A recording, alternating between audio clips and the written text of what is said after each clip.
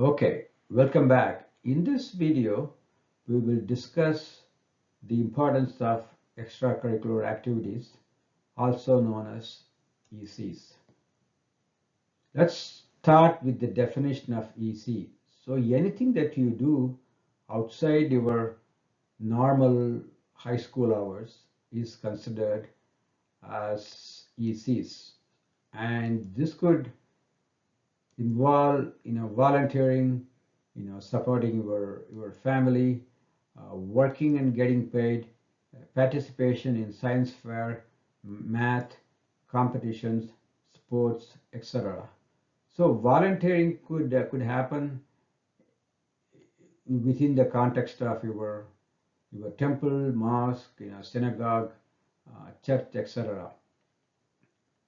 Going to Sunday schools, to your temple alone, and coming back home right after that, that is not considered as volunteering. So, but if you go beyond that, after the Sunday school is over, if you end up, rearranging the furnitures, if you help, food distribution, etc., and that can be considered as volunteering. And supporting your family, if you just do the chores that are assigned to you, and that is not considered as easy. But on the other hand, if you have a younger sibling or a disabled family member, and if you are responsible to support them when your parents are away, or even when they are in the home, then that is considered as supporting your family, and that can be an EC.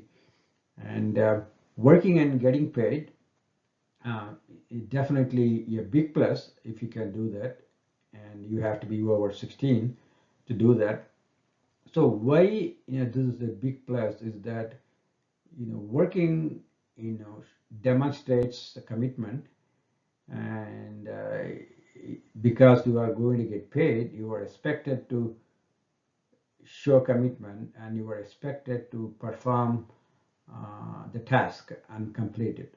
So, and this is a big plus.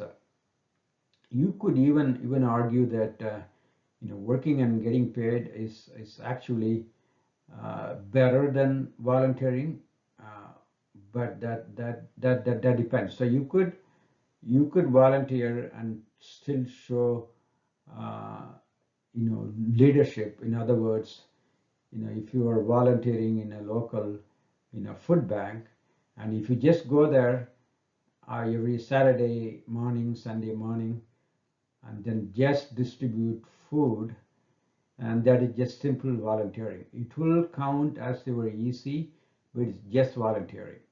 But if you go beyond the call of duty, and if you organize fundraising events, and if you end up calling friends and relatives and ask them to contribute to the local food bank, and that would be a big plus, right? So participation in science fairs and math competition. So this includes the Intel Science Fair, or what used to be Intel Science Fair. Now it is Regeneron Science Fair, math competitions, model event, debating, etc. The last one is sports, any sports, soccer, ice hockey, cricket, etc.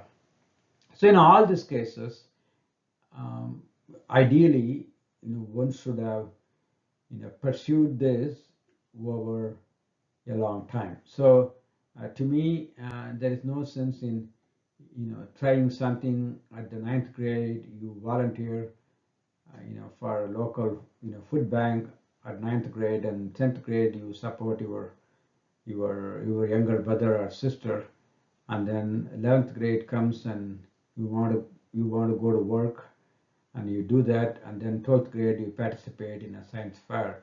So in this case, your ECs are spread too thin. It will be very difficult, I think, for you to demonstrate commitment and leadership. So I do not recommend going on this path at all. Ideally, you should have experimented with your ECs by 8th grade. So it's okay to try different things when you were 6th grade, 7th grade, and 8th grade. And by the end of the 8th grade, you should have settled on 1 or 2 activities. And that's the ideal case.